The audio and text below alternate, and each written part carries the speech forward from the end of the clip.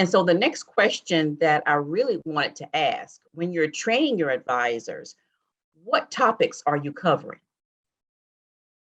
How to break bad news, how to talk to students who are in mental health or expressing mental health crises. Right.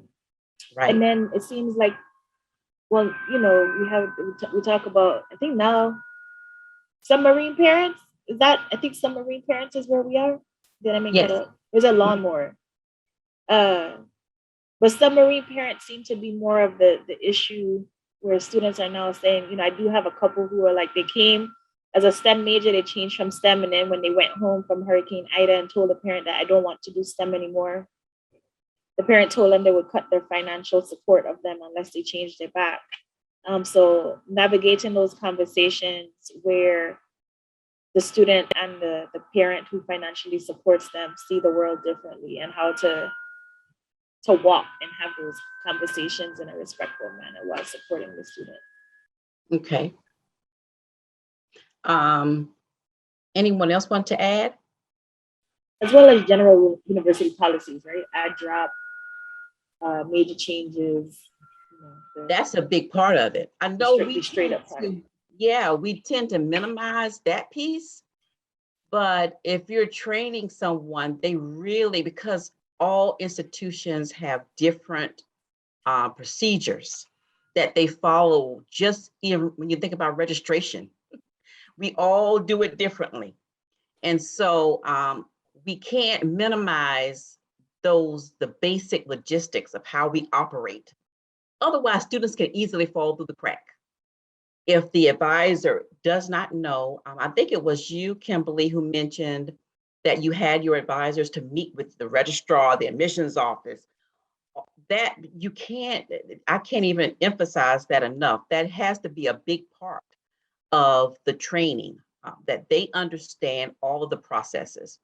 And so spending time with that, I really encourage that. That's a major topic that has to be covered. In addition to, being the caring person, in addition to knowing what student development theory your institution promotes over all of the others, because we know that there are tons of them, and which ones fit the student population. In addition to that, making sure that they have a good, solid understanding of the policies regarding grade changes, what puts the student on probationary status. All of that should be really a part of the advisor training, and it really, I think, should be a lot of time should be devoted to it. And that's one of the reasons why our training session ends up being 25 hours, because we do spend quite a bit of time, because our processes, a lot of them, in my opinion, Ms. McMillan, don't make sense. And so when you're trying to figure out the information, and just to make sure students don't fall through the cracks, we do have to navigate those irrational procedures that we have in place. And sometimes things change constantly. Things are changing constantly. A rule may change in another area that we don't have, they don't give us access to, so we have to try to work around it. Right. Help us navigate through it as well. That is true. That is true. And so can we talk a little bit about an advising philosophy? Is that a topic that you cover in your training? Actually, that was where we started with, once we picked back up and we got into let's talk about advising. So we talked about appreciative advising, strengths-based advising.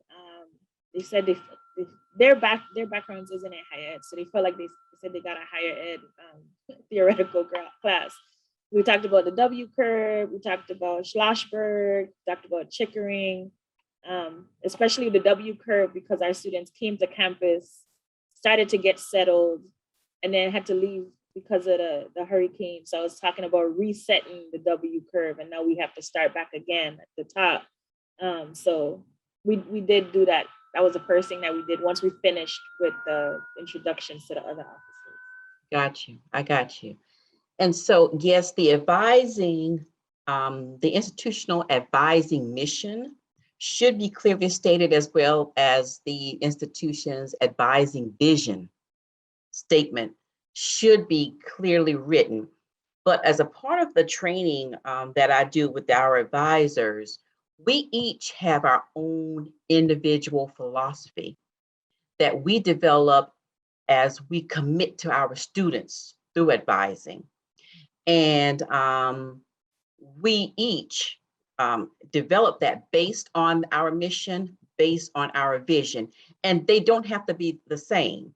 We spend time in that 25 hours of training really helping the advisor to establish what are they committing to advising every session, not just to a specific group of students, but to each advising session, what philosophy will they personally hold.